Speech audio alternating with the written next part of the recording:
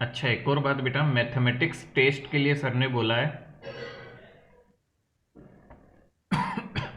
Class में time बता दिया था क्या सर ने, टाइम या डेट वगैरह?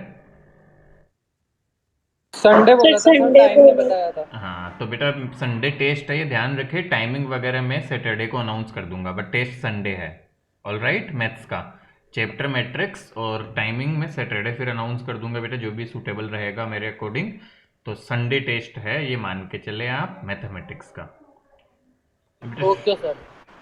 आपका जो चैप्टर पढ़ा है उसका तो 2 क्लास और है बेटा अभी वीक में सर की, तो आप डाउट्स क्लियर कर लेना अपने, यदि कोई भी है चैप्टर में तो अपने को, तो वो डाउट्स क्लियर हो जाए उस सर टाइम आज पे, ये भी डाउट ध्यान सेशन नहीं था। रखना। गुड बेटा।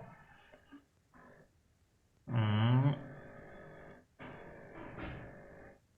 चलो देखो बेटा, मुझसे भी एक दो डाउट्स पूछे गए, डिस्कस कर लेते हैं फिर हम आगे पढ़ना शुरू करेंगे बेटा। अब वही बात है, जो बच्चा करेगा काम और सवाल पूछेगा वो अच्छा करेगा ही। और कल आपका पहले केमिस्ट्री पढ़ेंगे थोड़ी देर बेटा, फिर टेस्ट लेंगे अपन फिजिक्स का चैप्टर 1 का, जो संडे होना था मिस हो गया, उसको टेस्ट लेंगे। आपकी कॉपीज भी बेटा 2 दिन में मैं कुछ इतना कर नहीं पाया, तो चेक नहीं हो पाई है, तो मोस्ट प्रोबेबली मैं ये कॉपीज और वो कॉपीज दोनों आपको साथ में ही सबमिट कर दूंगा बाई थर्सडे, मोस्ट प्रोबेबली आपकी दोनों कॉपीज ही चेक कर दूंगा बेटा मैं, क्योंकि 2 दिन मेरा था, संडे चेक हो जाएगी बट संडे फिर हो नहीं पाया कुछ भी। सो शुरू करते हैं यहाँ से। ये क्वेश्चन है बेटा, मैंने आपको बोला था याद हो बेटा, एक चीज बताई थी, किसी भी क्लोज सरफेस से बाहर में कोई चार्ज रखा हुआ है या इलेक्ट्रिक फील्ड यूनिफॉर्म है, तो इससे फ्लक्स कैसा होगा, बताया जरा किस किस को है। क्या एनीवन? आपने बोला? कोई क्लोज सरफेस है, सर उसके या जीरो। तो बाहर चार्ज रखा हुआ है या इलेक्ट्रिक फील्ड यूनिफॉर्म है, तो बेटा फ्लक्स आता था जीरो। रिमेंबर है सब बच्चों को? और फिर मैंने एक चीज ये भी बोली थी, तुम्हें याद हो कि बेटा एनसीईआरटी का एक एग्जाम्पल है जहां पे ऐसा नहीं होगा, और वहां पे पता चलेगा कि कब नहीं होता, याद आ रहा है सबको?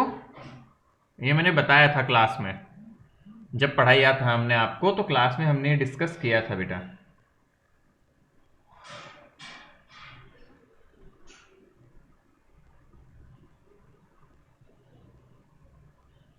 ऑल राइट, तो बेटा यहां से देखो क्वेश्चन क्या कहता है समझे। अब ये बस बेटा मैं पूछ रहा हूँ, याद है सबको थोड़ा बहुत, ये जो मैं बता रहा हूँ ये पोर्शन याद है? कल टेस्ट भी देना है, याद होना चाहिए। तो बेटा क्वेश्चन कह रहा है, ध्यान से देखो, the electric field components in figure are E x equal to a alpha x की पावर 1/2। तो इलेक्ट्रिक फील्ड बेटा केवल एक्स डायरेक्शन में है, और वो है अल्फा एक्स की पावर 1/2 वैल्यू दी हुई है उसकी, और वाई और जेड डायरेक्शन में इलेक्ट्रिक फील्ड जीरो है। तो क्या इलेक्ट्रिक फील्ड केवल एक्स की तरफ हो गया, क्या मैं ऐसे बना सकता हूं इलेक्ट्रिक फील्ड को, and this is given as alpha x की पावर 1/2 बेटा, एंड इन विच अल्फा की वैल्यू दी हुई है, calculate the flux through the cube. तो बेटा क्यूब से फ्लक्स बताना है हमें कितना होगा। तो बेटा क्या एक बात बोल सकता हूं, चार सरफेस से फ्लक्स जीरो होगा, जैसा क्लास में किया था। सबको ये बात समझ में आई? कौन एक्सप्लेन करेगा ऐसा क्यों होगा? एनीवन? चार सरफेस से बेटा फ्लक्स सर जीरो क्यों कॉस होगा? 90 डिग्री। बिल्कुल बेटा, वो 90 डिग्री पे होंगे इलेक्ट्रिक फील्ड के साथ, एरिया वेक्टर जो होगा। बेटा केवल दो सरफेस है, देखो ये जो शेडिंग की हुई है इस ग्राफ डायग्राम में, एक ये सरफेस और एक ये सरफेस, जो इलेक्ट्रिक फील्ड की तरफ है। बेटा इसका एरिया वेक्टर आपको सिखाया था बाहर जाता हुआ, तो इसका एरिया वेक्टर इधर होगा और इसका एरिया वेक्टर बेटा इधर होगा। आइए इस सरफेस के लिए फ्लक्स लिखते हैं बेटा, इस वाली सरफेस के लिए ध्यान से देखना, इस सरफेस के लिए फ्लक्स लिखना है, तो क्या मैं लिखूंगा बेटा, यहां electric field multiply by area into cos of 180। बोलो समझ में आया कि नहीं? इसके लिए फ्लक्स लिखूंगा तो इसको φ1 बोल देते हैं। कितने बच्चे समझे?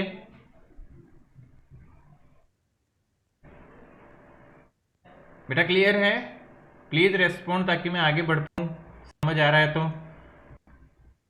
cos 180 क्यों लिया? क्योंकि एरिया और इलेक्ट्रिक फील्ड के इलेक्ट्रिक बीच फील्ड का एंगल सर ऑपोजिट डायरेक्शन में बिल्कुल इसलिए। बेटा। अब बेटा इलेक्ट्रिक फील्ड x पे डिपेंड कर रहा है, तो देखो इस पॉइंट पे x की वैल्यू कितनी है, तो x यहां से a दूर रखा हुआ है ये, तो इस सरफेस के लिए x की वैल्यू a है, तो यहां पे वैल्यू रख दो। देखो बेटू ई नॉट, ई की वैल्यू क्या हो जाएगी, अल्फा x की पावर 1/2 a स्क्वायर कोस 180 होता है -1, तो इसकी वैल्यू हो गई, देखो ढंग से x की जगह में रखूंगा a, क्योंकि ये सरफेस बेटा a दूर है x, तो यहां पे आ जाएगा अल्फा a की पावर स्क्वायर तो है, a की पावर 1/2 में एक बार और लिख देता हूं, a स्क्वायर -1, तो ये हो गया माइनस का अल्फा a की पावर 2 प्लस आधा 2.5। क्या ये बात समझ आ गई?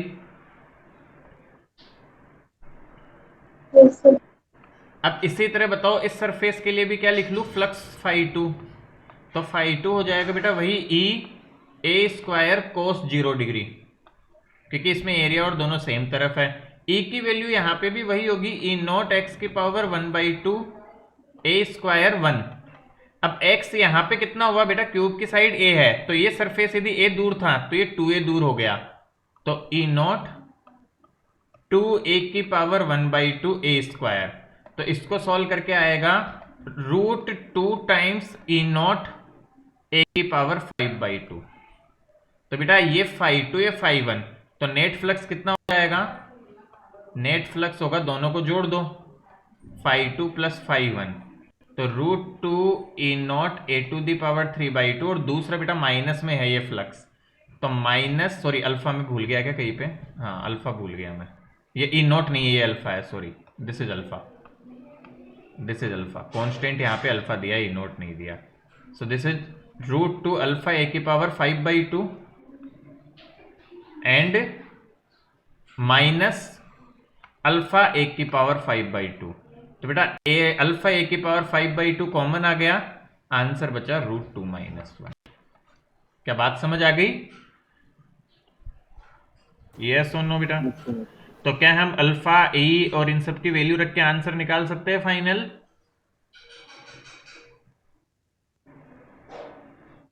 क्लियर उज्जवल? Yes sir.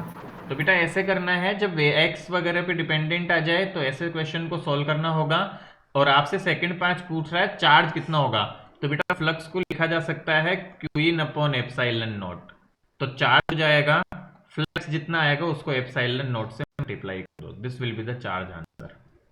तो अब आई होप आप सॉल्व कर लेंगे इसको। गुड टू गो?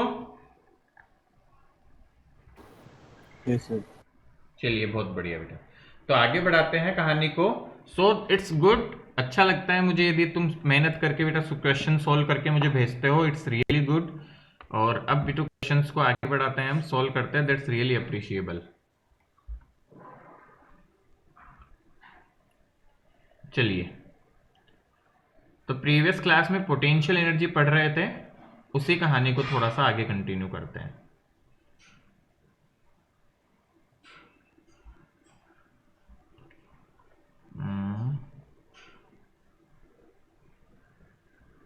बहुत अच्छे। तो बेटा ये क्वेश्चन किया था हमने, आई होप यहां तक सब कुछ सेट है, सब कुछ समझ में आ रहा है हम लोगों को।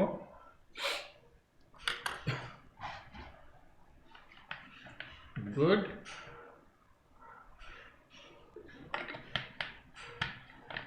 बेटा बोल तो लिया करो कुछ कुछ बच्चे तो जो। सर यहाँ तक तो समझ आ गया सर। चलो बेटा आगे बढ़ते हैं। एक कॉन्सेप्ट होता है बेटा जिसको हम बोलते हैं potential energy in external field. बहुत छोटा और बहुत प्यारा सा कॉन्सेप्ट है, ध्यान से देखें बच्चे। Potential energy in external field, कि एक्सटर्नल फील्ड में पोटेंशियल एनर्जी किस तरह से काम करेगी बेटा। तो ये एक छोटा सा पोर्शन है जहां आपका एक्सटर्नल इलेक्ट्रिक फील्ड है, तब पोटेंशियल एनर्जी आपको बतानी है। तो बेटा ध्यान से देखो क्वेश्चन क्या बोलना चाह रहा है। मान लो कि एक Q1 चार्ज रखा है, एक Q2 चार्ज रखा है, और यहाँ पे इनके बीच की दूरी है R। ये सिस्टम बनाना है हमें, और इस सिस्टम तब बनाना है जब ऑलरेडी से इलेक्ट्रिक फील्ड यहाँ पे, मान लो इलेक्ट्रिक फील्ड दिया हुआ है तुम्हें, इलेक्ट्रिक फील्ड दिया हुआ है रीजन में, ई वेक्टर दिया हुआ है बेटा तुम्हें ऑलरेडी। तो अब के बार देखना, देखे तुम समझ पाओ तो ध्यान से समझना मेरी बात को, क्या इलेक्ट्रिक फील्ड है तो पोटेंशियल होगा कि नहीं होगा? This is point A, this is point B, सोच के बताओ बेटा। क्या इलेक्ट्रिक फील्ड है तो ए और बी पॉइंट्स पे पोटेंशियल होगा ही होगा। तो अब ध्यान से बेटा सेम तरीके से करेंगे, पोटेंशियल एनर्जी ऑफ सिस्टम, वही मेथड यूज करेंगे हम, is equal to work done in formation of system. बहुत कॉमन जो मैंने सिखाया था, सिस्टम बनाने में कितना टाइम कितना वर्क लगता है बेटा। तो अब के बार क्या होगा बेटा, Q1 को जब लेके आओगे तो ऑलरेडी बाहर से किसी ने इलेक्ट्रिक फील्ड लगा रखा था, तो अब के बार वर्क डन 0 नहीं होगा। तो ध्यान से देखो कैसे करेंगे बेटा, since external field is present, external field is present, तो हम मान लेते हैं let potential at point A due to external field, मान लो बेटा कि ए पॉइंट पे पोटेंशियल है VA, जो हम निकाल सकते हैं, हमें इलेक्ट्रिक फील्ड दिया हुआ होगा तो कोई बड़ी बात नहीं है, हमने निकालना सीखा हुआ है बेटा कि इंटीग्रेशन करके निकालते हैं। And let potential at point B due to external field is VB। तो कुछ नहीं करना, आप देखना बेटू।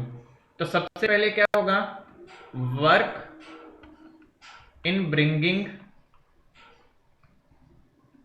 Q1 at A, that's call it W1।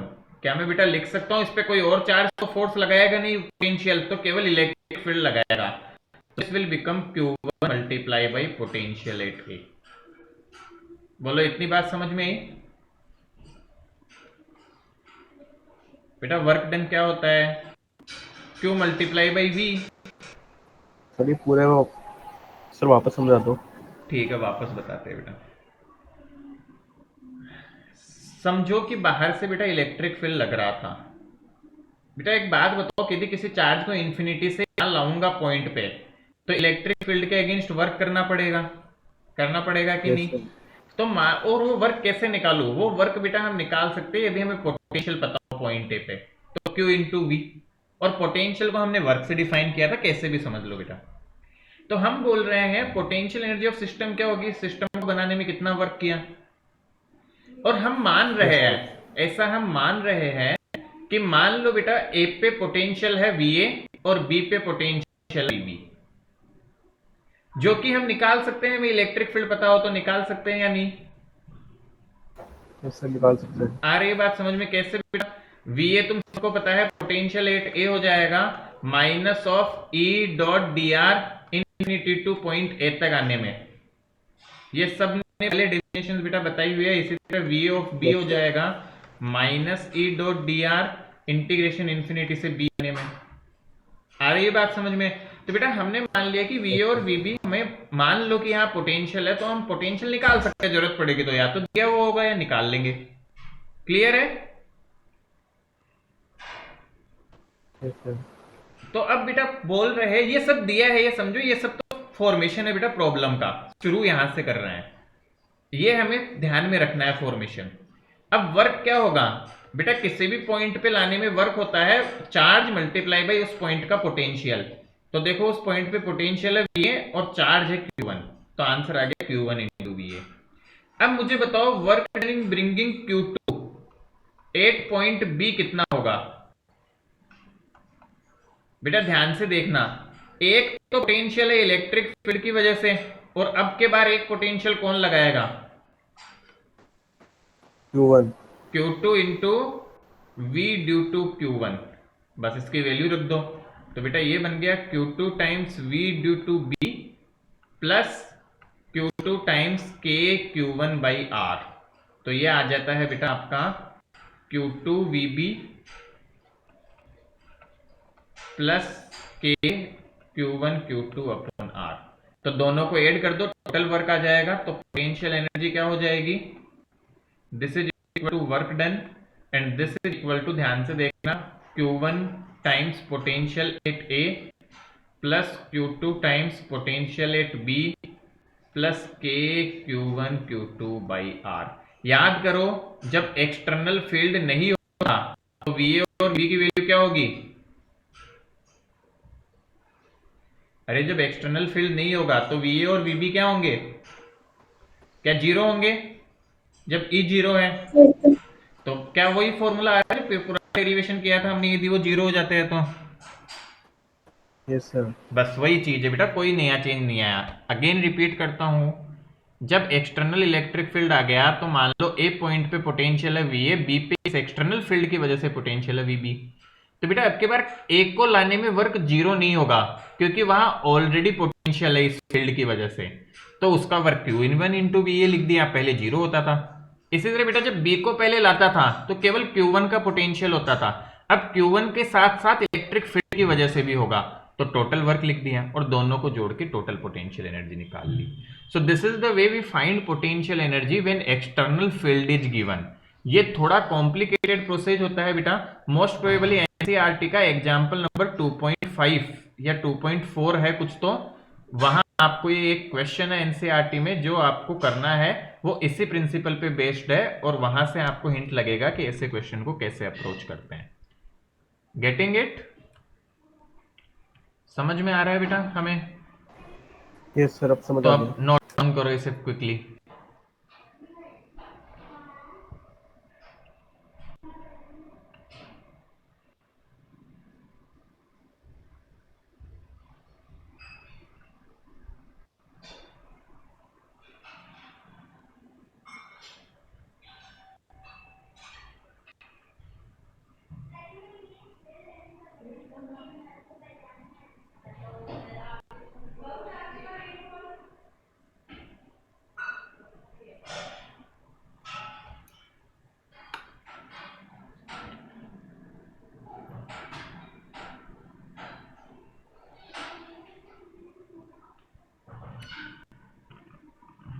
Confirm कर लिया बेटा, एग्जाम्पल 2.5 है ये, ठीक है। वैसे आज होमवर्क दे दूंगा मैं ये सारा, तो वो ट्राई करना, that is based on this principle only.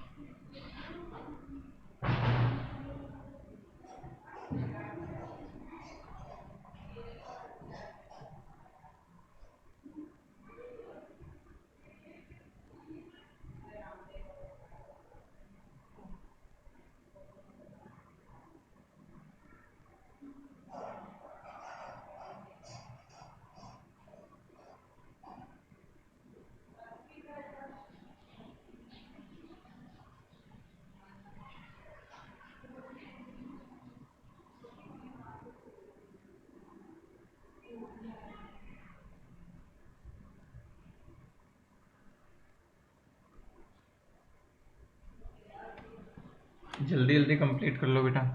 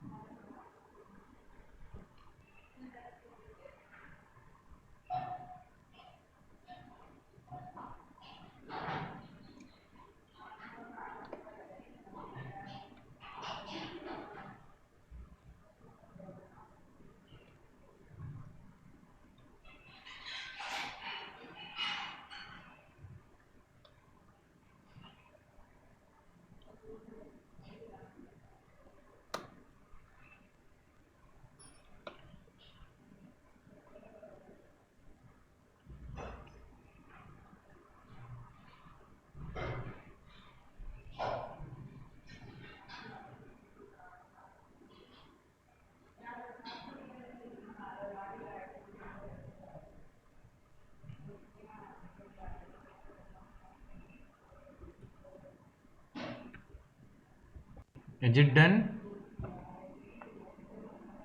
Yes, sir.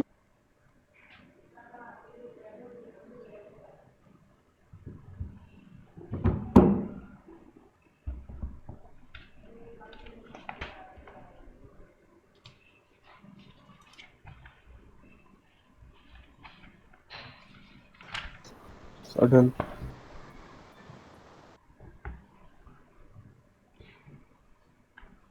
बहुत बढ़िया, वेरी गुड बेटा।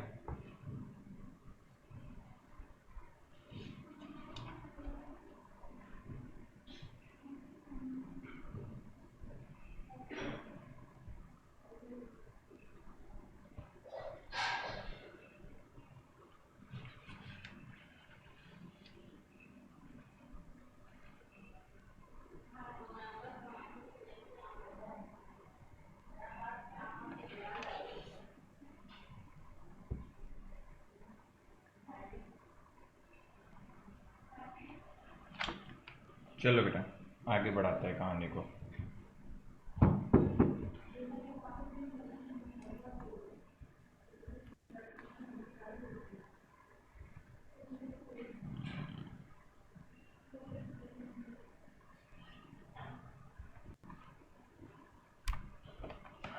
चलिए तो नेक्स्ट चलते हैं बेटा। एक छोटा सा पोर्शन है remaining, that is potential energy of dipole. ठीक है बेटा, पोटेंशियल एनर्जी ऑफ डाइपोल। ये थोड़ा बेटा हल्का सा टाइम कंज्यूमिंग भी है और थोड़ा दिमाग भी ज़्यादा मांगेगा, तो आज की थोड़ी लिमिटेड क्लास में इस टॉपिक को मैं नेक्स्ट क्लास में लूंगा। ठीक है, आज हम थोड़ा सा आगे बढ़ते हैं, थोड़ी सी और बेसिक चीज़ें पढ़ेंगे पहले। ठीक है, so I am leaving it, don't worry, page पहले छोड़ने की भी पहले इतनी जरूरत नहीं, पहले हो पहले चाहो तो। करा था ना सर। नहीं, पोटेंशियल एनर्जी नहीं करी बेटा डाइपोल की। डाइपोल के सब कुछ किया, डाइपोल का इलेक्ट्रिक फील्ड निकाला, पोटेंशियल निकाला। अब हम सीखेंगे पोटेंशियल एनर्जी डाइपोल की निकालना। हम पोटेंशियल एनर्जी पढ़ रहे हैं ना, तो potential yes energy sir. Dipole की निकालने की जरूरत पड़ेगी। तो इसके लिए मुझे क्या, तुम्हें थोड़ा सा पहले टॉर्क और टॉर्क का वर्क कैसे निकालते हैं थोड़ा सा वो भी बताना पड़ेगा, फिर हमें ये आगे बढ़ाना है। सो अभी नहीं, अगली क्लास में हम ये टॉपिक सर कोई करेंगे। वो का क्या था सर जिसकी डेरिवेशन बहुत हार्ड थी? नहीं नहीं, वो पोटेंशियल था, वो इलेक्ट्रिक पोटेंशियल था।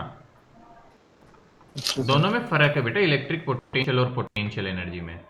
याद आया? Okay sir. वो पोटेंशियल था जिसका फॉर्मूला आता था KP cos upon r square. So that was electric potential, हाँ। This is potential energy. तो ये हम अगली क्लास में करेंगे। If you want you can leave a single page, एक बड़ा पेज यदि बड़ी कॉपी है, छोटी कॉपी 2 पेज छोड़ दो, मोर देन सफिशियंट है। I am currently moving ahead. ठीक है, अगली क्लास में मुझे याद रहेगा, do not worry. All right, चलिए। बच्चे कहाँ चले जाते हैं, बड़ी समस्या है। चलो बेटा आगे बढ़ाते हैं कहानी को। तो बेटा एक छोटा सा पोर्शन इसमें आगे बढ़ते हुए हम जाते हैं, तो हमारे सामने कुछ छोटी छोटी चीजें आती है जो हमें सीखनी है और जिन पे हमें ध्यान देना है। तो शुरुआत से शुरू करता हूं मैं, ध्यान से देखेंगे। सबसे पहला टॉपिक आता है जिसे हम बोलते हैं मटेरियल जो होता है बेटा उनका टाइप, हमारे कंडक्शन के बेसिस पे। तो हमारे पास में 3 तरह के मटेरियल होते हैं, आप सबको पता है, जिन्हें हम बोलते हैं बेटा कंडक्टर। इंसुलेटर, दूसरा सेमी टाइप होता है कंडक्टर। बेटा इंसुलेटर। सेमी कंडक्टर, हाँ इंसुलेटर भी बोल सकते हैं बेटा दूसरे टाइप को। और तीसरा हम देखते हैं इंसुलेटर। तो ऐसा करके 3 तरह के मटेरियल्स हमारे सबके पास में होते हैं जो हमें डिटेल में पढ़ने होते हैं बेटा। ठीक है, तो एक तो ये टॉपिक हुआ जो कि ध्यान में रखना है हमें कि 3 तरह के मटेरियल है और जिनके बारे में हमें स्टडी करनी होती है।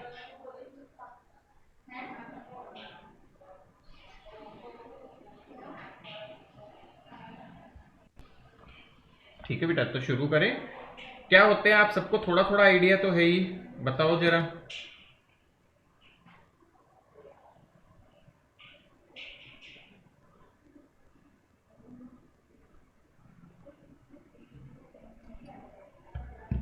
कंडक्टर क्या होते हैं?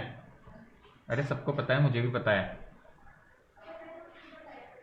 Anyone, what are the conductors? फिर इलेक्ट्रॉन्स पास हो जाते हैं उसमें से। हाँ, ऐसे सब्सटेंसेज बेटा जिनसे इलेक्ट्रिसिटी इजीली पास होती है और जिन पे बहुत सारे फ्री इलेक्ट्रॉन्स होते हैं। याद आ रहा है कुछ? Yes sir. Substances having free electrons and allow electricity to pass. Electricity to pass from them are called conductors. उनको बेटा कंडक्टर बोला जाता है। कोई एग्जाम्पल याद हो हमें तो? कॉपर, मेटल्स बेटा जनरली एल्यूमिनियम, जनरली मेटल्स क्या होते हैं? कंडक्टर होते हैं। जैसे आपका चाहे आयरन हो गया, कॉपर हो गया, सिल्वर हो गया। एल्यूमिनियम। बिल्कुल बेटा। Silver is the best non conductor, best conductor. ठीक है बेटा। तो ये तो हमारे पास में कंडक्टर हो गए।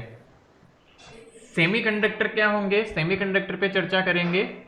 पहले हम इसी क्रम में पहले इंसुलेटर देखते हैं सर बेटा। जो दोनों कंडक्टर और सर नॉन कंडक्टर के बीच में जिनकी बिल्कुल कंडक्टिविटी होती है, बिल्कुल बेटा। तो सर जैसे इंसुलेटर क्या सिलिकॉन। होगा? Substances which do not have free electrons, have free electrons, or we say electrons are bounded, electrons are bounded, ठीक है, and not allow electricity to pass.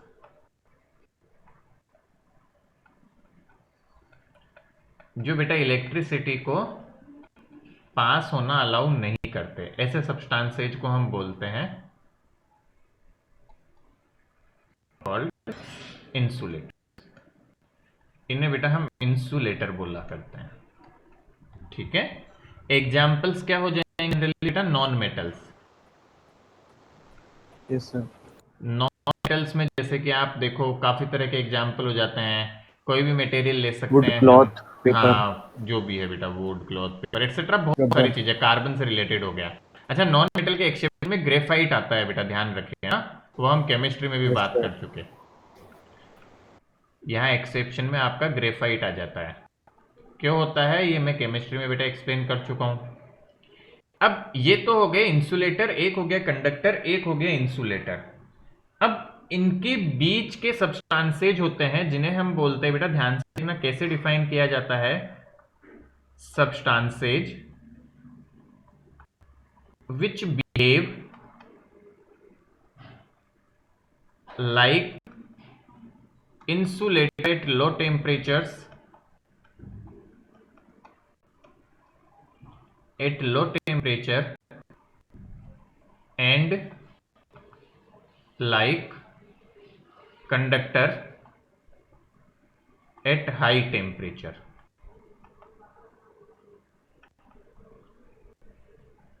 तो ऐसे सब्सटेंसेज को क्या बोलेंगे हम? कि ये होते हैं हमारे पास में सेमीकंडक्टर, कि जो कम टेम्परेचर पे तो कैसा काम करते हैं? आपके इंसुलेटर की तरह, और हाई टेम्परेचर पे कंडक्टर की तरह काम करने लगते हैं। ठीक है बेटा, ऐसे सब्सटेंसेज को हम बोला करते हैं कि ये सेमीकंडक्टर है। फॉर एग्जाम्पल सेमीकंडक्टर बेटा पूरा एक चैप्टर है हमारे पास में, सिलिकॉन, जर्मेनियम एक्सेट्रा। ठीक है, एक पूरा सेपरेट लास्ट यूनिट आपकी फिजिक्स की यही आती है, जिसमें हम मेनली इन सब के बारे में ही पढ़ते हैं डिटेल्ड वे में। तो ये एक पोर्शन आएगा जहां हमें डिटेल्ड वे में इन सब चीजों की स्टडी करनी होगी। ठीक है बेटा, यस डन? सर। आ रही है बात समझ में? Yes sir. चलो गुड। तो लिखो बेटा जल्दी से ये वाला पोर्शन।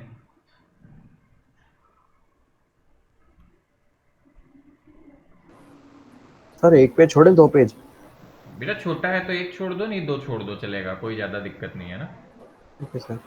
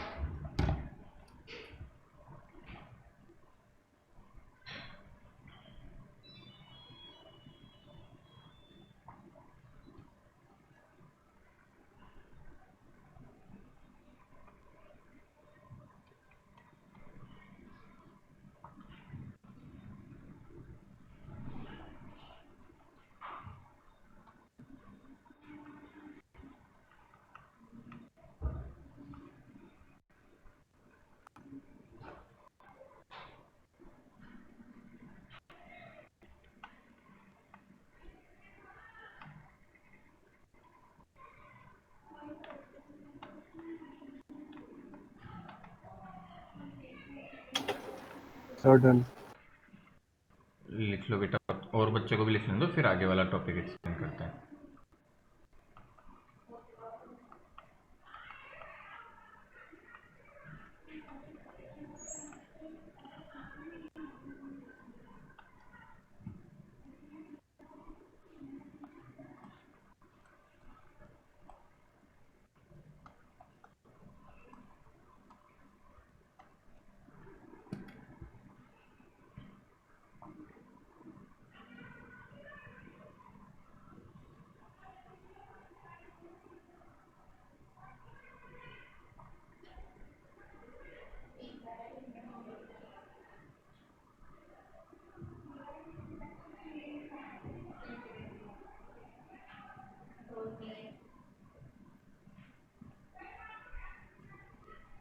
बेटा डन, सबने लिख लिया? Yes sir. Yes sir. चलो देखो बेटा, नेक्स्ट कई बार मन में आता है कि सर ये वर्ड यूज होता है फ्री इलेक्ट्रॉन और वर्ड यूज होता है कि बाउंडेड इलेक्ट्रॉन, तो इनका मतलब क्या है? तो बेटा फ्री इलेक्ट्रॉन का मतलब ऐसा कुछ नहीं है कि इलेक्ट्रॉन मतलब मेटल से बाहर निकल जा रहे हैं। याद हो तो मैंने मेटालिक बॉन्डिंग समझाई थी तुम लोगों को केमिस्ट्री में, याद है हमें? तो बेटा फ्री इलेक्ट्रॉन्स का मतलब ये नहीं है कि वो बाहर निकल गए हैं, this is related to metallic bonding type से। बेटा फ्री इलेक्ट्रॉन ऐसे इलेक्ट्रॉन्स को बोला जाता है which are away from nucleus, मतलब न्यूक्लियस से इतनी डिस्टेंस पे होते हैं कि बहुत कम अट्रैक्शन फोर्स एक्सपीरियंस करते हैं न्यूक्लियस की वजह से। तो मतलब क्या हुआ, वो इजीली बेटा इधर उधर हिल डोल सकते हैं, मतलब इधर उधर जा सकते हैं, अट्रैक्शन कम है उनपे। इसी तरह जो बाउंड्री इलेक्ट्रॉन्स होंगे, तो क्या अब इनकी डेफिनेशन लिख सकते हैं हम? Yes sir. तो electrons which are near to nucleus and experience large attraction of nucleus. तो मैं लिख ही देता हूं, तो बेटा ये दोनों पॉइंट्स भी लिखो। Electrons which are near to nucleus and experience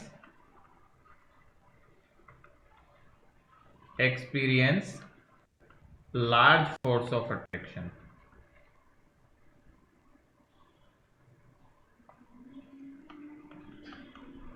तो एसओ को बेटा बाउंडेड बोलते हैं, कि जो न्यूक्लियस के अट्रैक्शन को आसानी से स्किप नहीं कर सकते।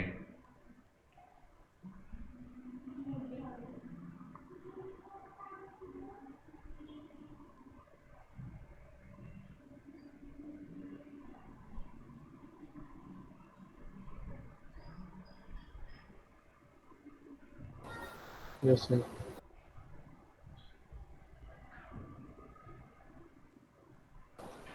रिटर्न। गुड बेटा।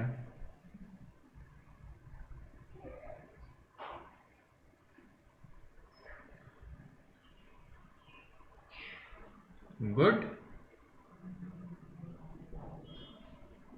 बेटा, सबने यहां तक कर लिया हमने। Yes. चलिए देखो बेटा, आगे बढ़ूं मैं? Yes sir. बहुत बढ़िया। अब एक छोटा सा पोर्शन आता है बिटू, जो आपको समझना है और काफी इंपॉर्टेंट है हमारे लिए। This is a very very basic portion and a very important portion. Actual में देखा जाए तो यहां से हमारे पास में एक टॉपिक होता है बेटा छोटा सा, जिसे हम बोलते हैं, छोटा क्या चलेगा क्लास वगैरह तक, कैपेसिटेंस। ठीक है, इसकी शुरुआत होती है हमारे पास में एक तरह से। तो बेटा कैपेसिटेंस क्या होता है, अभी सब पे धीरे धीरे बात करेंगे, बट इससे पहले हमें एक टर्म समझनी होती है। Sorry, capacitor. कैपेसिटर, या इसको बोलचाल की भाषा में हम बोलते हैं कंडेंसर, जो हम लोग यूज करते हैं बोलचाल की भाषा में। मैं कुछ प्रैक्टिकल लाइफ सिनारियो से तुम्हें इस टॉपिक को समझाने की कोशिश कर रहा हूं बेटा, बहुत अच्छा लगेगा और समझ में भी आएगा तुम्हें। याद करो सब बच्चे कि क्या हमने सुना है कि घर पे बेटा पंखा होता है, वो धीरे चलने लग जाता है, तो यदि जो मैकेनिक होता है, जो बेटा आपके रिपेयर करने आएगा, वो बोलेगा इसका कंडेंसर खराब हो गया है, नया लगवाना पड़ेगा। कभी किसी ने सुना है, किसी को पता हो? सर सुना हुआ है। या कभी किसी ने देखा है? नहीं देखा तो देखना बेटा, जो पंखा होता है ना, ऐसे पंखे जो जहाँ मोटर तो वगैरह सिलेंडर रहती है, टाइप होता है छोटा हाँ, सा। कि यहाँ पे एक सिलेंडर टाइप लगा होता है एक, देखना आपको वो जो ढक्कन है ना, उससे हटाओगे तो दिख जाएगा वो इजीली। तो वो कैपेसिटर होता है। आई होप सबने कभी ना कभी एक्सपीरियंस जरूर किया होगा। उसे बोलचाल की भाषा में आप किसी भी मैकेनिक या किसी से पूछेंगे तो वो कंडेंसर बोलते हैं, बट टेक्निकल नाम कैपेसिटर होता है, वो कंडेंसर बोलते हैं, दैट्स आल्सो फाइन। तो बेटा ये पंखा धीरे चलने लग गया, तो क्यों चलने लग गया? उसकी वजह थी ये कंडेंसर को चेंज करना पड़ेगा, ये खराब हो गया, काम नहीं कर रहा।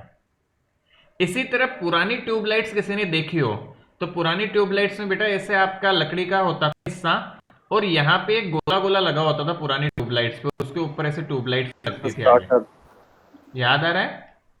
तो ये जो ट्यूबलाइट यहाँ जो होता था, again this is a capacitor. सबको सब एग्जांपल्स दूंगा, चिंता मत करो, एकदम रियल लाइफ से रिलेट करने वाले। तो ये कैपेसिटर होता था। कभी कभी बेटा ट्यूबलाइट शुरू नहीं होती थी ना पुराने घरों में, तो घर वाले बोलते देखे जाके उसको थोड़ा छेड़, उसको मतलब उसको थोड़ा सा हिला दे बेटा, तो कई बार इसको तुम घुमाते घुमाते थे तो ट्यूबलाइट चल जाती थी। कभी एक्सपीरियंस किया है ये? किसी के घर में अभी भी पुरानी स्टार्टर होता है ट्यूबलाइट, ना। हाँ कह सकते हो बेटा, किसी के घर में अभी भी पुरानी ट्यूबलाइट्स लगी हुई है तो। सर पहले देखा था। अच्छा अच्छा, किसी के नहीं है इतने बच्चों में पुरानी वाली ट्यूबलाइट जिसमें ऐसा देखने को मिले अभी? कोई बात नहीं, अपने कोचिंग पे है, बताएंगे आपको जब कोचिंग वापस होने लगी। चलिए कोई बात नहीं। तो बेटा ये पुरानी ट्यूबलाइट्स में होता था यहाँ पे। सिमिलरली और एग्जांपल्स देता हूं मैं तुम्हें। पहले इसका समझो ये होता क्या है, कैपेसिटर या कंडेंसर। तो पहले मैं इसकी डेफिनेशन देता हूं, फिर और समझाऊंगा इसके बारे में। It is a device used to store charge. ये बेटा क्या करती है? चार्ज स्टोर करती है। Used to store charge and provide instantaneous energy. ध्यान से सुनो बेटा, कैसे डिफाइन करते हैं कि it is a device it is a device, ठीक है, विच इज यूज, पूरा ढंग से लेना बेटा, शॉर्टकट लिख दिए, which is use to store charge and provide instantaneous energy. मतलब ये कोई ऐसी डिवाइस होती है बेटा जो चार्ज को स्टोर करती है, इंस्टेंटेनियस एनर्जी प्रोवाइड करती है उसकी रिक्वायरमेंट होने पे। तो याद करो, आपके इसको स्टार्टर इसीलिए बोलते थे बेटे, ट्यूबलाइट को चलने के लिए इंस्टेंटेनियस एनर्जी देता था। दूसरे एग्जांपल्स बताता हूं मैं तुम्हें बेटा। पुराने कैमरे देखे तुम लोगों ने जिनमें फ्लैश चलता है, ऊपर वो बैटरी और वो फ्लैश लगा के रखते थे। तो बेटा जब वो बटन करते थे तो क्या यहाँ से बहुत तेज लाइट चलती थी कि नहीं? फ्लैश बेटा अच्छा खासा चमकता है, पुराने कैमरे में किसी ने फील किया हो तो जो फ्लैश होता था ना, उसके चलने के पीछे कैपेसिटर होता था बेटा। बैटरी जो मोबाइल से या कैमरे में जो बैटरीज लगती थी, उनकी इतनी हिम्मत नहीं कि इतनी एनर्जी एक साथ दे सके। तो क्या होता था, आपके मोबाइल या जो मोबाइल के फ्लैश भी आजकल समझ सकते हो आप, मोबाइल की भी जो फ्लैश लाइट चलती है उसके पीछे कैपेसिटर का ही रोल होता है बेटा, कहीं ना कहीं। तो आपका जो कैपेसिटर है यहाँ पे, तो फ्लैश जो होता था, वाटर पंप में लगता है ना कैपेसिटर? हाँ सब में लगता है बेटा, ऐसे तो ऑलमोस्ट सब जगह होता है कैपेसिटर, पंखा, वाटर कूलर, सब जगह है। तो क्या होगा बेटा, यहाँ पे जो फ्लैश होता था उसमें एक कैपेसिटर लगा होता था, तो वो धीरे धीरे एनर्जी लेता था और यहाँ पे स्टोर करते जाता था एनर्जी, ठीक है। तो एनर्जी स्टोर करता था और जब बटन दबाते थे तो वो सडन एनर्जी देता था, जिससे कितना तेज आपका फ्लैश प्रोड्यूस होता था। सो वहां कौन सी डिवाइस थी? कैपेसिटर। सिमिलरली पंखा लोड नहीं उठा रहा, कैपेसिटर गया, ट्यूबलाइट नहीं चल रही, कैपेसिटर गया होगा। So there is a wide variety of use of these capacitors we see in everyday life. Almost every device contains smaller और लार्जर कैपेसिटर्स। वैल्यू के हिसाब से बेटा, अवेलेबिलिटी के हिसाब से कैपेसिटर्स यूज होते हैं। क्या थोड़ी थोड़ी फील दिला पाए हमें डे टू डे लाइफ में? हम एग्जाम्पल्स थोड़ा सोच पा रहे हो कि क्या काम करता है? Yes sir. कैमरे का एग्जाम्पल सबसे बेस्ट है कि जो कैमरे का फ्लैश होता था बेटा, सिंपल वो वर्क ही इस पे करता है, क्योंकि बैटरी में इतना दम नहीं होता, बैटरी तुम्हें इतनी एनर्जी प्रोवाइड ही नहीं कर सकती सडनली। तो वो क्या होता था, कैपेसिटर्स होते थे, वो एनर्जी स्टोर करते थे और बटन दबाती वो छपाक एक साथ एनर्जी, मतलब तुरंत एनर्जी दे देते थे, वो जरूरत थी तो सडन इतना फ्लैश प्रोड्यूस होता था। So these are the important things we need to consider. हमने लगभग सबने बेटा ये देखे हुए हैं, इवन अपने जो मदरबोर्ड्स, आपके पीसी जो है, मोबाइल है, इन सब में भी कैपेसिटर्स का कहीं यूज होता है काफी। आपके आगे जाके सेमीकंडक्टर डिवाइसेस पढ़ेंगे, उनका बहुत ज्यादा यूज है हालांकि, बट कैपेसिटर्स का भी बहुत यूज है। ये तो मैंने ऐसी जगह बताई है जहां पे हम डे टू डे लाइफ में देख सकते हैं इनको, मतलब इनका यूज कहीं ना कहीं हमने देखा हुआ है, इसलिए मैंने ऐसे एग्जाम्पल्स लिए हैं ताकि हम इनको रिलेट कर पाए और इनको समझ पाए इजी वे में। अंडरस्टूड? Yes sir. थोड़ा समझ में आया? सो कोई पूछे कैपेसिटर या कंडेंसर क्या है, तो सर ये एक ऐसी डिवाइस है जो चार्ज को स्टोर करती है और करती क्या है, इंस्टेंटेनियस एनर्जी प्रोवाइड करने के काम में आती है। वेरी कॉमन टॉपिक कि एक चार्ज स्टोर करेगी और इंस्टेंटेनियस एनर्जी प्रोवाइड करने के काम में आएगी। ठीक है बेटा, मेरे ख्याल से इतनी बात समझ में आई। Now yes sir. अब बेटा डेफिनेशन समझते हैं किसकी, कैपेसिटेंस की। यदि ये समझ में आया तो कैपेसिटेंस भी समझ में आ जाएगा।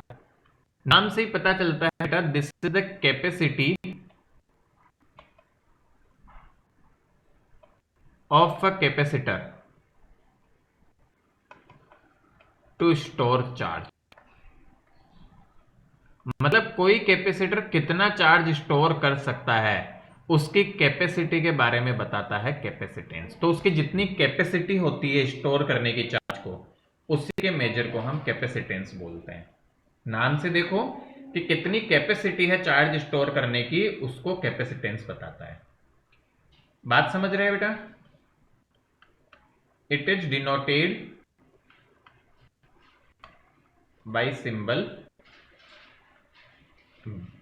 सी। इसको बेटा कैपिटल सी से डिनोट करते हैं। ये क्या होता, आई बात समझ में? तो बेटा दो बातें समझी। कैपेसिटर क्या होता है, ऐसी डिवाइस सर जो चार्ज स्टोर करने के काम आती है और इंस्टेंटेनियस एनर्जी प्रोवाइड करती है। तो कैपेसिटेंस क्या हो गया सर, डिफरेंट सब्सटेंस जो होंगे दुनिया में, सबकी कैपेसिटी अलग अलग होती है। जैसे बेटा बात करूं, मान लो मेरी कैपेसिटी है कि मैं शाम के टाइम में लेट से कि 4 रोटी खाने वाला हूं, किसी की हो सकता है 5 की हो, किसी की हो सकता है 2 की हो, है ना, और जो गर्ल्स डाइटिंग पसंद करती है उनकी हो सकता है 1 की हो। ऐसा कुछ है क्या? नहीं सर, ऐसा तो बिल्कुल भी नहीं है। वही सर। हाँ, हम तो खूब खाते हैं सर। तो क्या सबकी अलग अलग कैपेसिटी होती है? मैं ये समझाना चाह रहा हूँ बेटा, मानते हो इस बात को? क्या एज ए ह्यूमन यस हमारी सर। भी सबकी अलग अलग कैपेसिटी है। तो वैसे ही बेटा आपका कंडक्टर जो है, उस उस कौन ज्यादा चार्ज स्टोर करेगा, कौन कम चार्ज स्टोर करेगा, तो कंडक्टर्स की भी अलग अलग कैपेसिटी होती है। तो जो कंडक्टर की डिफरेंट कैपेसिटी, मतलब उसकी जो कैपेसिटी होगी उसको स्टोर करने की, उसी को बोला जाता है कैपेसिटेंस। समझ आया सबको यहां तक बात? Yes sir. अब यस बेटा सर। देखो, इसको मैथमेटिक्स के लिए कैसे डिफाइन करते हैं। मान लो बेटा ये कोई conductor, this is a conductor, ठीक है बेटा। इस कंडक्टर को मान लो चार्ज क्यू दिया हमने, तो बेटा चार्ज यदि किसी को देते हैं तो क्या उसका पोटेंशियल आता है स्फीयर का या कंडक्टर का? तो आप इसको चार्ज क्यू देंगे बेटा तो इसका पोटेंशियल बनेगा, और वो पोटेंशियल हो जाएगा आपका वी लेट से। मतलब क्या समझे? यदि हमने किसी चार्ज को क्यू चार्ज दिया किसी कंडक्टर को मान लो, तो उसका पोटेंशियल आया वी। बात समझते हैं बेटा यहां तक? यस और नो? Yes sir. बेटा कॉमन सी बात है, किसी का भी क्यू, किसी को चार्ज है मतलब उसके पास पोटेंशियल भी है, एक तरह से उसका पोटेंशियल भी बनेगा। तो प्रैक्टिकली क्या देखने को मिलता है, ध्यान से समझना बेटा, कि जो चार्ज होता है ना, ये इस पोटेंशियल के डायरेक्टली प्रोपोर्शनल होता है, और पोटेंशियल चार्ज के डायरेक्टली प्रोपोर्शनल होता है। दोनों वे में बोल सकते हैं हम कि पोटेंशियल जितना आएगा वो चार्ज के प्रोपोर्शनल होगा, या जितना पोटेंशियल है चार्ज उसकी प्रोपोर्शनलिटी में होगा। So it is a practical phenomenon seen कि आपका Q जो है वो पोटेंशियल के प्रोपोर्शनल में आता है। किसी भी कंडक्टर का चार्ज जो पोटेंशियल के प्रोपोर्शनल होता है या पोटेंशियल चार्ज के प्रोपोर्शनल होता है। We will also prove this in next class कि ऐसा क्या फॉर्मूला आता है, वो सारी बातें करेंगे हम अगली बार। बट क्या पहले इतना समझ आया? ये होता है बेटा ऐसा, तो ये ध्यान में रखना है हमें कि चार्ज जो होता है पोटेंशियल के प्रोपोर्शनल होता है, क्योंकि बेटा कॉमन सी बात भी है, जितना चार्ज हम प्रोवाइड करेंगे, और पुराने फॉर्मूले याद करो, किसी पॉइंट चार्ज की वजह से पोटेंशियल कितना होता था? क्या क्यू बाई आर होता था, आर दूरी पर। Yes sir. तो क्या साफ दिख रहा है वैसे तो कि वी और क्यू प्रोपोर्शनल होते हैं? Yes sir. तो बेटा किसी कंडक्टर को दिया जाने वाला चार्ज भी होता है, we will talk about this also. तो इसी प्रोपोर्शनलिटी को जब हम हटाते हैं तो यहां पे एक कांस्टेंट आता है सी, इस सी को ही बोला जाता है कैपेसिटेंस। तो यहां से सी का फॉर्मूला क्या हो गया बेटा, देखो, C equal to Q upon V. ध्यान से समझेंगे, where Q is the charge and V is the potential, V is the potential difference. तो V आपका पोटेंशियल डिफरेंस हो गया, Q हो गया बेटा चार्ज। बताओ यूनिट क्या आएगी इसकी, चार्ज की क्या होती है? कूलम। कूलम। तो चार्ज की यूनिट बेटा कूलम, और पोटेंशियल की वोल्ट। Yes sir. तो इस कूलम पर वोल्ट को बेटा नया नाम दिया गया, और इसको बोला गया फराड। तो इसको फराड करके बोला गया बेटा, we denote it by symbol capital F. तो कैपेसिटेंस की यूनिट क्या हो जाएगी, ऐसा यूनिट फराड हो जाएगी बेटा, हम फराड से नाम से ध्यान में रखेंगे। So this is farad. Farad भी बोलते हैं कुछ लोग, फेराड या फराड, जो भी बोलना चाहो बोलो। कहने का मतलब है इसको इंग्लिश में ऐसे लिखते हैं और एफ से डिनोट करते हैं, जैसा हमें उचित लगे, हमें जैसे याद रहे हम प्रोनाउंशिएट कर सकते हैं, not an issue. So capacitance का बेटा फॉर्मूला यहां से आ गया Q बाई वी। क्या ये बात क्लियर है सबको? क्या फॉर्मूला हम याद रख पाएंगे बेटा सभी बच्चे? Yes sir. कॉमन सी बात है, बिल्कुल कॉमन फॉर्मूला है। क्या बताता है कैपेसिटर? किसी चार्ज स्टोर करने की कैपेसिटी कितनी है उसके बारे में बताता है। ठीक है, यहां तक क्लियर है बेटू? यहां एक सबसे बड़ा धोखा होता है बच्चों के साथ, वो क्या, मैं लिख देता हूं, और इसको मतलब दिल में बिठाना है। प्रूव हम इस चीज का बाद में करेंगे, बस हम पहले लिख रहे हैं टॉपिक को, उस कॉन्सेप्ट को, उस चीज को जो दिमाग में हमेशा रखनी है। Capacitance is the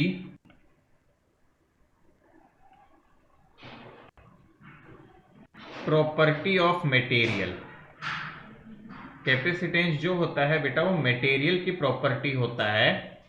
it is independent, ध्यान से देखना, it is independent, it is independent of Q and V।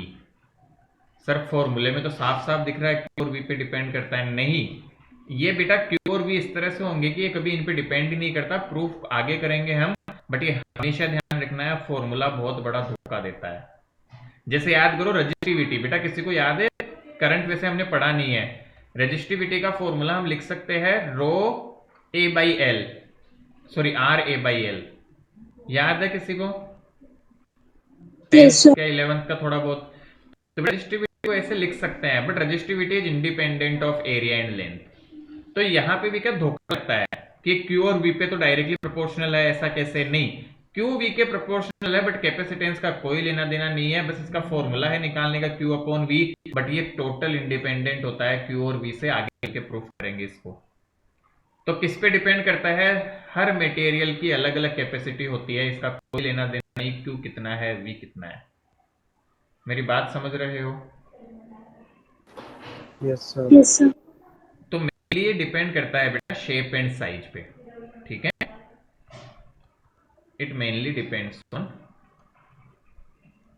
It mainly depends on shape and size, shape and size. तो ये दो बातें ध्यान रखनी है, साइज ऑफ कैपेसिटर। तो बेटा ये दोनों कॉन्सेप्ट दिल में बिठाओ। ये थोड़ा अजीब लग रहा होगा अभी देखने में, बट जब हम प्रूफ करेंगे तो आपको बकायदा समझ में आ जाएगा बिना किसी प्रॉब्लम के कि ये कैसे हुआ है या ये कैसे पॉसिबल हो पाता है।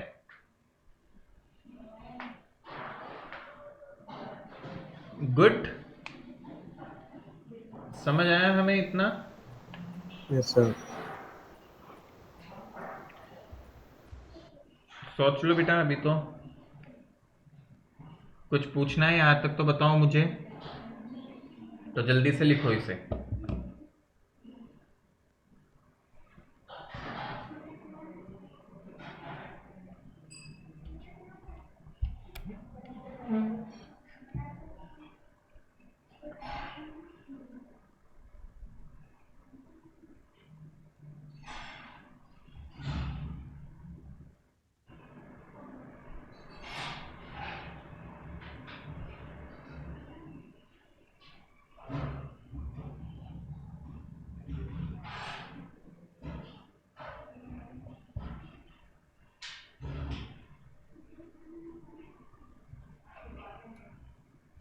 डन बेटा,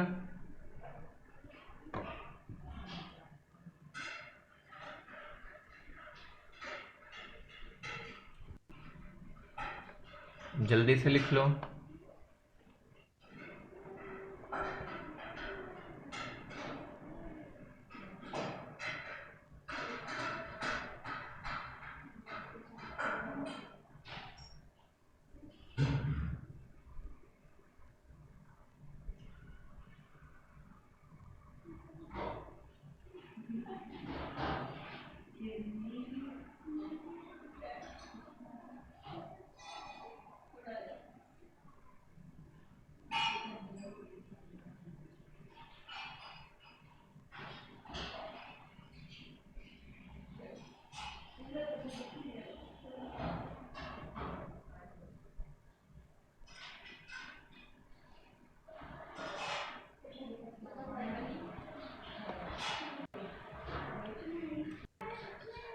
बेटा लिख लो तब बताना मुझे।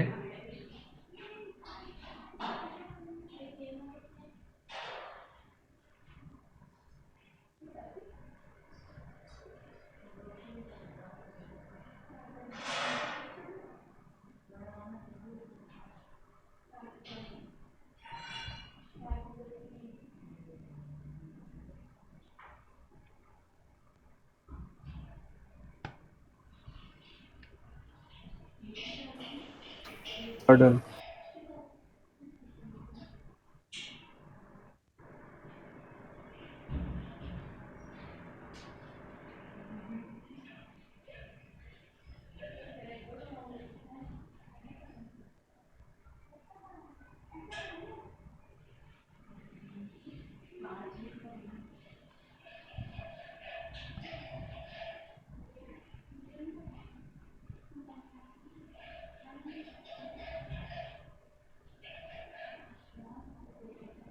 चलो बेटा, ये क्या हुआ? जस्ट सेकंड बेटा, लिख लिया? Yes, sir. बस Yes, 5 sir. मिनट और लूंगा बेटा, जस्ट वेट।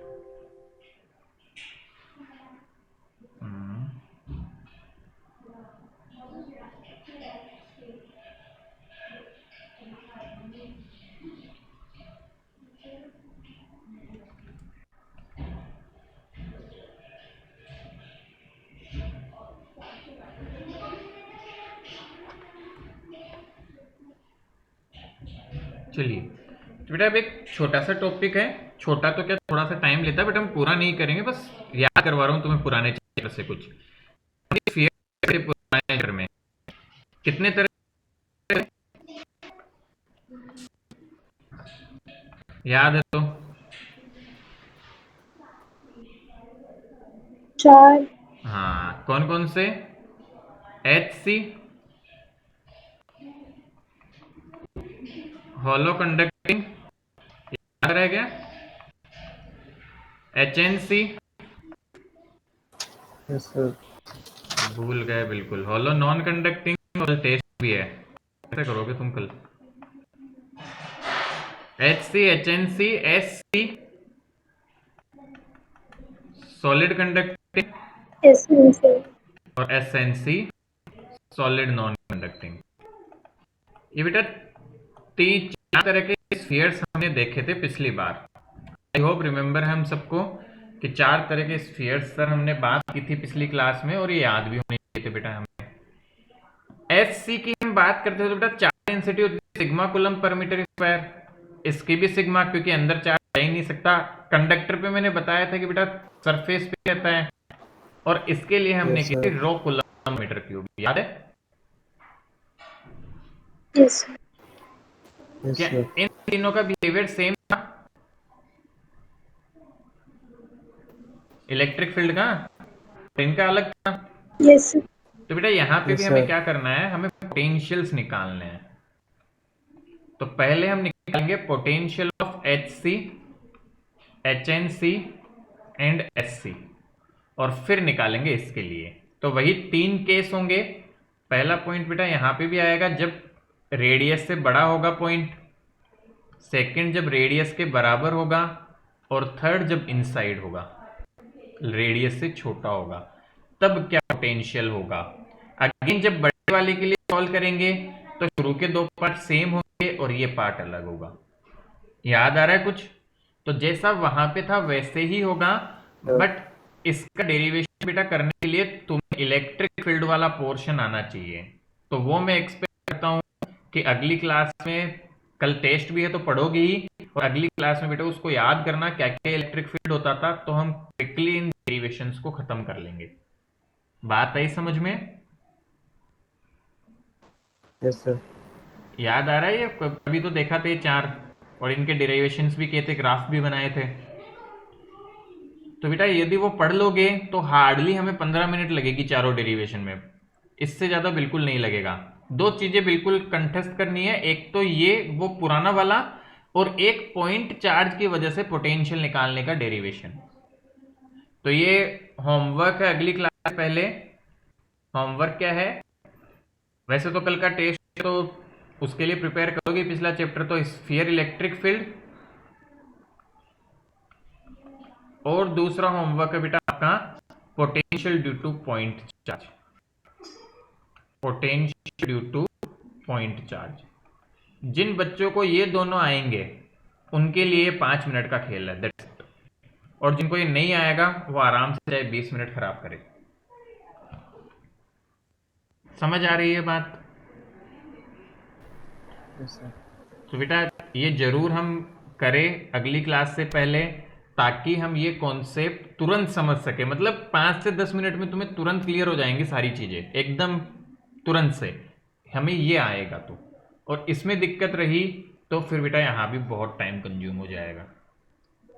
ठीक है, तो ये पोर्शन करेंगे। इससे पहले बेटा मैं पोटेंशियल एनर्जी बताऊंगा आपको, और फिर हम यहां से शुरू करके कैपेसिटेंस निकालेंगे स्फीयर्स का। तो वो फिर कहानी हम आगे बढ़ाएंगे यहां से। Good, yes sir. क्लियर? तो ये काम बेटा करने वाले हैं हम, तो वो फिर अगली बार करेंगे। ऑल राइट, तो बेटा लिख लो इतना जहां तक किया मैंने।